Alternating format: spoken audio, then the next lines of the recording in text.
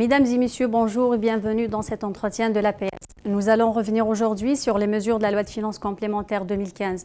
Une loi qui intervient dans une conjoncture particulière, marquée surtout par une baisse drastique des prix du pétrole, qui a engendré à son tour une forte contraction des réserves de change de l'Algérie et des prélèvements records sur le Fonds de régulation des recettes. Donc, pour débattre toutes ces questions et autres, nous avons le plaisir de recevoir le ministre des Finances, M. Abdelrahman Ben Khalfa. Monsieur le ministre, bonjour et merci d'être avec nous. Donc, Monsieur le ministre, le Premier ministre s'est réuni hier avec les banques en votre présence. Quels sont les principaux résultats de cette réunion?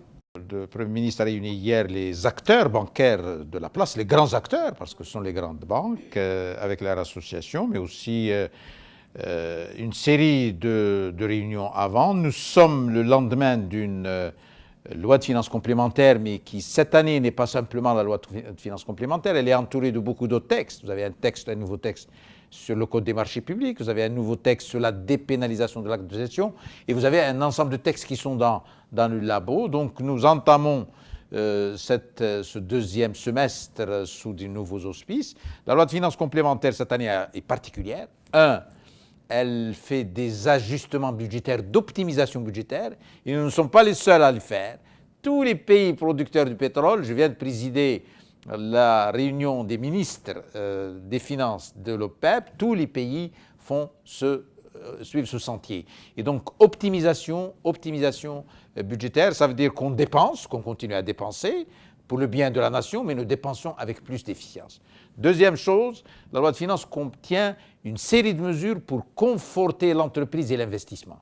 L'entreprise qui produit des biens, qui produit de la valeur ajoutée, on a encore reculé sur les impôts pour lui permettre de gagner plus, de diminuer ses coûts. Parce que dans le processus, nous devrions, durant les 2-3 années à venir, faire de la diversification de l'économie, mais surtout faire de la substitution dans certaines grandes filières. Et nous avons opté cette année pour 4 grandes filières, substituer la production nationale progressivement à l'importation. Et 3, vous avez des mesures innovatrices qui sont 2 types de mesures. D'abord, des mesures à l'égard de la sécurité sociale. Des dizaines, des centaines de travailleurs qui travaillent pour leur compte ou qui travaillent dans des entreprises doivent se faire couvrir par la sécurité sociale. Pour aujourd'hui et surtout pour demain, pour la retraite. Et donc, sous l'égide du gouvernement, sur les directives du président de la République, il va y avoir une opération sous l'égide du ministère du Travail pour régulariser avec des mesures très simples, très flexibles, tous ceux qui ne sont pas dans la sécurité sociale. Et puis une mesure importante d'inclusion financière, de containment, comme on dit en anglais, qui permet à tous les Algériens qui ont travaillé de façon saine, qui ont gagné de l'argent sur le front, qui font travailler des dizaines de familles, mais qui ont des ressources qu'ils n'ont pas mis dans les banques, soit parce qu'ils ont peur du chèque, soit parce qu'ils ont peur des dossiers, de venir, marhaba bihom, fi les banques à partir du 15 août et de déposer leur argent en toute sécurité, en toute tranquillité. Et donc cette mesure qui est une mesure d'inclusion financière, Mali, il y a des mesures qui permettent demain d'abord de sécuriser et de donner du confort à des Algériens qui ont de l'argent et qui passent des nuits à faire attention. Et deuxièmement, à mettre cet argent dans les circuits de l'investissement. Et troisièmement, demain, dans les 3 années à venir, selon les directives du président de la République, nous devons arriver à 7 à 8% de croissance, d'éviter que l'économie soit une économie en deux, une économie formelle, une économie informelle, une économie...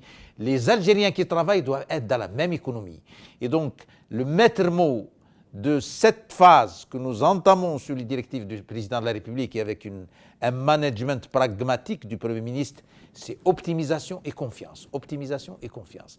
C'est sur cette phase que nous allons travailler 2016, 2017, 2018. En 2018, nous avons un cap, c'est de sortir d'une économie moins diversifiée à une économie diversifiée, mais surtout faire en sorte que les acteurs de la sphère réelle soient des acteurs qui travaillent en toute sécurité. Les Algériens de l'année 2016-2017 ne doivent pas cacher leur argent. بالعكس كل ما الجزائريين خدموا وربحوا كل ما الجزائر تربح كل ما الجزائريين خدموا وربحوا وداروا اموالهم في البنوك والبنوك ممكن يعني il se peut que les banques soient un peu lourdes sur le plan procédural Mais nous venons de faire une évaluation à l'échelon de toute la Méditerranée. Les banques algériennes sont peut-être un peu, avec des procédures un peu lourdes, mais ce sont les banques les plus fortes sur le plan des capitaux. Et donc il y a personne, pour le moment les Algériens peut-être mettent du temps pour recevoir un chèque. Bientôt, l'année prochaine, Inch'Allah, nous passons à la carte. Mais personne, aucun Algérien jusqu'à présent n'a remis un chèque qu'il n'a pas reçu. Donc الأمن والأمان بالنسبة للجزائريين ما فيش عيب أن الجزائري يخدم ويأخذ أرباح ويعمل ما لازمش الأموال هذه لأنه الأموال مثل لو سان il faut que ça circule dans le corps. إذا كان واحد يأخذ مليون مليار ويدسو وما يمشيش هذه دابور هو ما يكونش في أمان وثانيا الاقتصاد ما يكونش في أمان. فنمشي nous passons ce cap d'aller à une économie intégrée dans laquelle tous les Algériens travaillent, tous les Algériens font travailler dans la confiance et les banques ont leur secret bancaire. L'argent qui rentre dans les banques est un argent qui doit être sain dans ses sources, mais il est par la loi protégé. Mais parlons de la réunion d'hier. Est-ce qu'il y a des mesures concrètes qui ont été décidées lors de cette rencontre? La réunion d'hier est une réunion qui, vous avez raison, qui d'abord honore la communauté bancaire, parce que c'était la communauté bancaire, pour les mettre au niveau de ce nouveau challenge. Parce que l'État, le chef de l'État a signé un texte dans lequel il y a cette mesure de bancarisation de l'économie et de bancarisation des acteurs. C'est une mesure donc de nature économique, d'un haut niveau, dans lesquelles les banques vont jouer un rôle. Un rôle bancaire, mais un rôle d'application de la loi.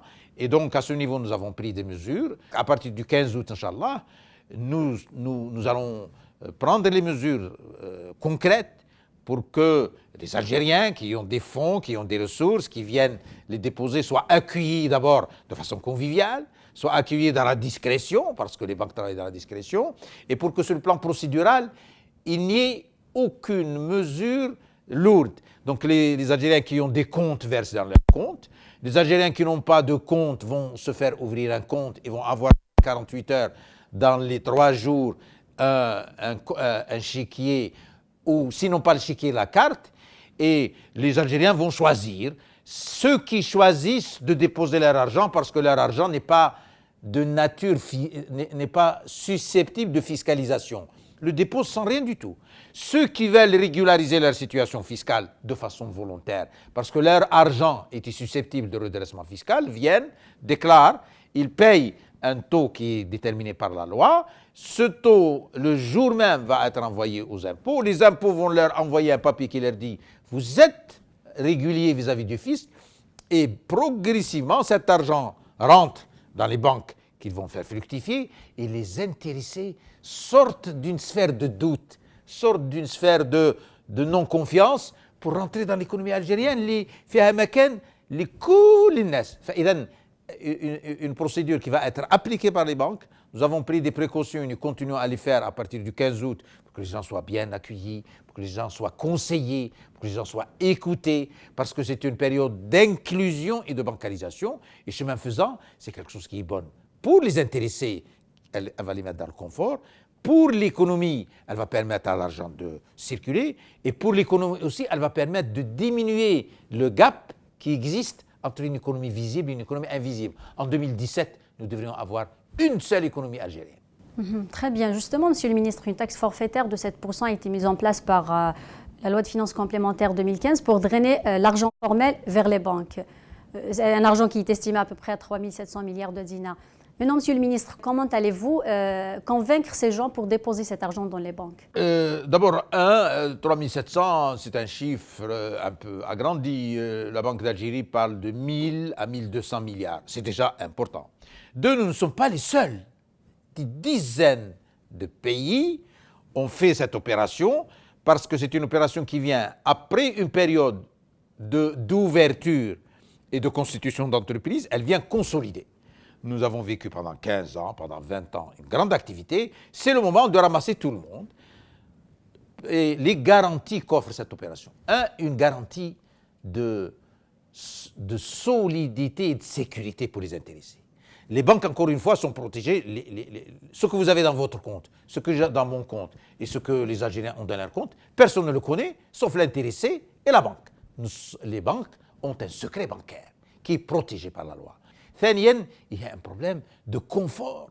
Nous ne pouvons pas continuer à avoir dans les commerces ou là dans les maisons des quantités importantes de monnaie. Donc il faut que cette monnaie rentre. Les banques ont été non seulement instruites, mais les banques travaillent dans le cadre de la modernisation bancaire pour au contraire élargir la sphère des clients. Aujourd'hui, entre les CCP et les banques, il doit y avoir quelque chose comme 27-28 millions de comptes. Il faut qu'on en arrive à une quarantaine de millions de comptes. Et donc c'est une mesure salutaire pour les intéressés, pour les banques et pour l'économie. Et c'est une mesure de rétablissement de la confiance. Mais comment les convaincre? Est-ce qu'il y a une sensibilisation, information? Il y a d'abord de la communication. D'abord, nous faisons cela.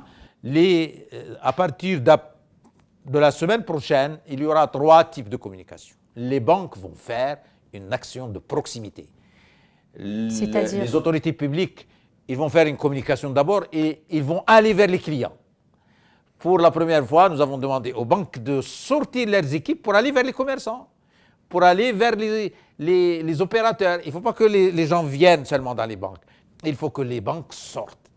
Les banques vont même installer peut-être des guichets dans certaines sphères où il y a beaucoup d'activités commerciales, parce que c'est la banque qui doit se rapprocher. Et donc, il va y avoir une externalisation de l'activité bancaire. Il va y avoir de la communication avec les banques. Même les impôts vont parler, parce qu'il ne s'agit pas simplement d'une mesure à caractère bancaire, il s'agit d'une mesure de régularisation fiscale. Une communication par les pouvoirs publics, une communication par les banques, une communication par les impôts, et même, j'ai cru comprendre que les patronats, les organisations patronales vont également diffuser ce message de confiance, ce message de sérénité, ce message d'intégration de l'économie à tous leurs acteurs. Il faut que toutes les entreprises soient sur le même marché et travaillent de la même façon.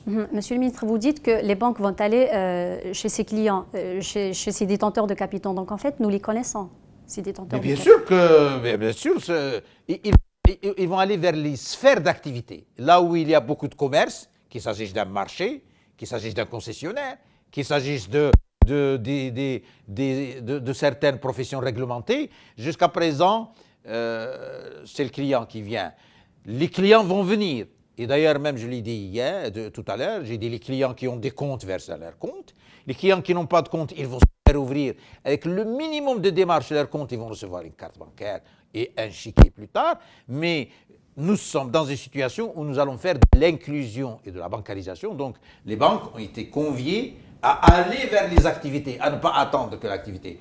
Et toutes ces activités sont visibles, ce sont des activités qui sont commerciales.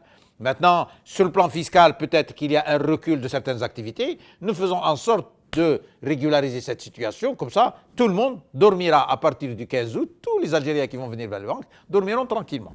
Et quels sont vos pronostics sur les résultats de ce dispositif? والله احنا ماشيين بنية صادقة بثقة كبيرة وبفتح الصدر. Les pouvoirs publics eux-mêmes, le chef de l'État a instruit tous les rouages de l'administration. Monsieur le Premier ministre a réservé hier 2 grandes heures de son temps pour parler directement. Nous partons dans une inclusion financière. Nous savons quelles sont les limites actuelles. Nous savons que les banques sont surchargées, mais ce sont ces banques qui vont appliquer une mesure qui est salutaire pour l'économie, pour les citoyens, pour les commerçants, pour les acteurs de la sphère réelle et pour les consommateurs, les usagers d'une façon générale. On ne va pas dire que nous allons ramasser. Il est souhaitable que nous ramassions 1000 milliards pour l'économie, mais nous suivons au rythme et au fur et à mesure. Vous savez qu'il y a une petite structure qui suit ce mouvement, qui le suit pour regarder comment les gens répondent à ce souci. Et d'ailleurs, cette mesure vient après la mesure qui a consisté à dire que les paiements de 5 millions de dinars et plus et de 1 million, il est souhaitable qu'ils se fassent par chèque. L'idéal serait d'arriver en 2017 à ce qu'on paye le moins par cash, on utilise le virement. Les portes sont ouvertes. Quel résultat? Inch'Allah, nous arriverons à des résultats, mais cela dépend effectivement des pouvoirs publics, dépend des banques. Et les banques, nous leur avons demandé d'avoir l'ouverture la plus grande, les maîtres mots pour l'avenir, pour les années de j'allais dire, d'efficience économique, de relance économique. Parce que le pétrole est descendu, mais l'Algérie, celle qui a les plus grandes marges de manœuvre, parce que nous avons un potentiel. La mobilisation de ce potentiel, c'est optimisation et confiance. Optimisation et confiance. Très bien. Monsieur le ministre, nous assistons à une baisse des prix du pétrole, des prélèvements records sur le fonds de régulation des recettes et une forte contraction de nos réserves de change. Monsieur le ministre, est-ce que vous pensez que les mesures prises jusqu'à maintenant sont suffisantes pour éviter à temps une politique d'austérité ou de recours à l'endettement extérieur? Les mesures qui ont été prises déjà en 2014 nous permettent de diminuer la dégradation et la menace et le choc, au moins ça. Deuxièmement, nous continuons dans des mesures qui nous permettent d'utiliser les ressources qui existent. D'abord, des mesures d'optimisation budgétaire, des mesures de rationalisation budgétaire, des mesures d'inclusion bancaire et financière. Nous ramassons les ressources et les recettes pour les utiliser mieux. Et c'est cela, heureusement que notre pays, je viens de faire le point avec les ministres des Finances des pays de l'OPEP, qui sont tous touchés, plus ou moins. Nous sommes dans des situations, certains pays sont dans des situations plus douloureuses, plus difficiles. Deux mesures ont été prises par le chef de l'État, salutaires. C'est que nous n'avons pas de dette et nous avons une épargne respectable. Donc nous travaillons pour que cette épargne soit préservée, pour qu'on ne s'endette pas, et nous avons des marges de manœuvre de mobiliser des ressources qui sont oisives, qui ne sont pas dans les banques, qui ne sont pas suffisamment, pour que dans les 2-3 années à venir, ce choc externe ne sera pas un choc interne, ne touchera pas les équilibres. C'est ce travail que nous faisons par anticipation, que les pouvoirs publics prennent, que la sphère réelle, parce qu'il ne s'agit pas simplement de mesures financières, l'agriculture, l'industrie, les services, toute cette activité doit rebondir. Nous devrions diminuer des importations pour aller vers l'offre locale, et nous avons à la fois un développement de la sphère réelle et une optimisation de la sphère financière pour éviter des conséquences qui sont ailleurs et des conséquences sur lesquelles nous sommes maintenant à l'abri, mais nous devrions préparer une rigueur. Donc, il ne s'agit pas d'hostilité, il ne s'agit pas de remise en cause, nous ne sommes pas dans de grands déséquilibres, il s'agit simplement de la rigueur, de l'optimisation et de la confiance. Même si la situation persiste. La situation est stagnante. Déjà, le pays, dans le temps, avait des scénarios à $60, des scénarios à $80, des scénarios à 55. Nous travaillons avec ces scénarios-là. Et c'est dans le cadre de ces scénarios que nous optimisons ce que nous avons. الأزمة احنا لسنا في الأزمة ولكن الظروف الصعبة هي التي تلد الهمة. Parallèlement à l'optimisation, nous appelons les citoyens à moins de gaspillage. Les carburants, le sucre, l'électricité, le gaz, l'huile, tout cela, on doit l'utiliser sans gaspillage. Nous avons dans l'eau, dans l'électricité, dans le sucre, nous avons un grand gaspillage. Déjà, si les 39 millions d'Algériens que nous sommes gaspillent moins, nous avons une récupération dans le budget de l'État, parce que le budget de l'État soutient cela, et le budget de la nation, nous avons une récupération. Donc, ajustement budgétaire, rationalisation budgétaire, mobilisation des ressources qui sont en dehors des banques, et moins de gaspillage. Les 39 millions, s'ils gaspillent moins, ils vont rajouter au budget un budget supplémentaire. Justement, Monsieur le ministre, où en est le projet d'abandon des subventions de carburant? Pour le moment, nous optimisons ce que nous avons. Le pays a une grande politique sociale, une grande politique de transferts sociaux, une grande politique de soutien. Les Algériens que nous sommes tous ont un salaire et un salaire de soutien. Chacun de nous a un salaire nominal. Et il a un deuxième salaire qui est via le logement, via les hydrocarbures, via les carburants, via le sucre, via l'huile. Et donc, pour le moment, nous devons optimiser ce que nous avons et gaspiller moins.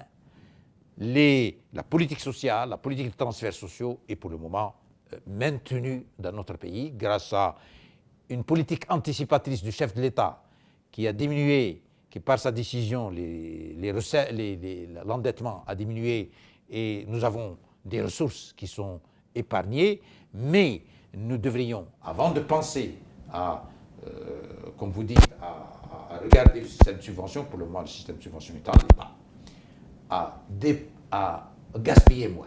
Ce que nous recevons actuellement et qui est supporté par l'État, nous devrions faire en sorte qu'il y ait moins de climatiseurs qui fonctionnent en même temps, moins de télévisions qui fonctionnent en même temps dans nos maisons, moins d'eau qui coule comme ça. Il ne faut pas que la voiture prenne plus d'eau que l'intéressé. Moi, je vois partout des gens qui lavent leur voiture avec de l'eau potable, c'est haram. Et il faut qu'il y ait moins de télé qui passe la nuit, qu'on passe la nuit en laissant la télé. Chaque acte, chaque geste d'un citoyen algérien qui est multiplié par 39 millions va nous faire gagner beaucoup, beaucoup, beaucoup. Donc l'abandon des subventions de Pour le carburant n'est moment, pas à l'ordre. ce n'est pas à l'ordre du jour. Nous avons encore des possibilités de mobilisation, d'optimisation. Allons-y dans l'optimisation avant d'aller dans les mesures dont vous parlez. Très bien, Monsieur le Ministre. Sur un autre sujet, où en est le projet d'ouverture des bureaux de change? La politique de change est une politique qui relève de la Banque d'Algérie. La Banque d'Algérie prend des mesures sur ce plan-là. Le moment venu, elle communiquera sur ça. Mais encore une fois, le dinar, le retour à la crédibilité du dinar, la confiance au dinar, doit également, en bancarisant l'économie, non seulement le dinar va se fortifier, mais aussi l'économie deviendra compétitive parce que le dinar, l'umla, c'est le miroir de l'économie. Monsieur le ministre, le crédit à la consommation pour les produits locaux a été relancé, mais sa mise en œuvre dépend de l'installation de la centrale des risques. Où en est ce dispositif? Oui, le crédit à la consommation pour les productions nationales ou à niveau d'intégration nationale est prévu dans les lois. Les banques travaillent avec la Banque d'Algérie pour qu'il y ait pour sécuriser ce processus, pour que le surendettement ne vienne pas. Et donc, il y a une centrale de risque qui est en train d'être mise en place. Et les banquiers travaillent avec la Banque d'Algérie sur ce dossier. Très bien, Monsieur le Ministre. Dans cette conjoncture où on parle de rationalisation des dépenses publiques et de diversification des ressources de financement, en fait, que prévoit concrètement votre département en matière de mesures financières alternatives pour financer les projets publics par des moyens extrabudgétaires? Oui, nous avons, il y a effectivement trois séries de mesures qui se prennent. Il y a d'abord une série de mesures à caractère fiscal, je vous l'ai dit dans la loi de finances complémentaire, pour aider les entreprises à gagner de l'argent. Et donc la fiscalité IBS, ITAP diminue pour permettre aux entreprises, notamment les entreprises qui sont nouvelles, de gagner, de diminuer leurs coûts. Il y a également beaucoup d'actions qui se font pour passer progressivement du budget au marché. Mais pour que le marché fonctionne, il faut qu'il y ait de l'argent. C'est pour ça que l'argent qui est en dehors de la sphère bancaire doit rentrer dans les banques. C'est ça ce qu'on appelle l'optimisation, la bancariser les ressources. Nous travaillerons également sur le marché financier, parce qu'il y a les banques et il y a le marché financier. Le marché financier est limité maintenant, il faut qu'il y ait plus d'entreprises pour que les gens soit déposent leur argent dans la banque, c'est ce qu'on va faire à partir du 15 août. Il y a aussi les nouvelles formes de mobilisation de l'épargne nationale, bien sûr, dans des grands projets. Donc nous passons durant les 3 années du développement à la croissance, parce que nous avons fait beaucoup de développement, mais le développement doit être khamirat à la croissance. Il faut que la croissance passe. Nous passons progressivement du budget au marché, et le marché doit contenir toutes les ressources. C'est pour ça que nous faisons de l'inclusion bancaire et financière, et nous passons de la prospérité sociale, alhamdoulilah alayha, pour aller à l'efficience économique. Ça veut dire que l'investissement qu'on met doit rapporter de l'argent. C'est ce cercle vertueux dans lequel nous sommes. Tous nous devrions y être, les pouvoirs publics, les acteurs du marché. Hier, le Premier ministre a reçu une des organisations patronales, mais nous continuons à travailler avec les organisations patronales pour que les acteurs du marché, qui sont les entreprises et les banques, font ce travail-là, mais notamment les entreprises, et les consommateurs. Les consommateurs doivent veiller à gaspiller moins, mais ils gagneront plus, Inch'Allah, parce que chaque fois que l'économie s'étend, nous avons plus de revenus et nous avons plus de fiscalité. Et dans la fiscalité, nous sommes dans la tendance où nous travaillons plus pour l'assiette que pour le taux.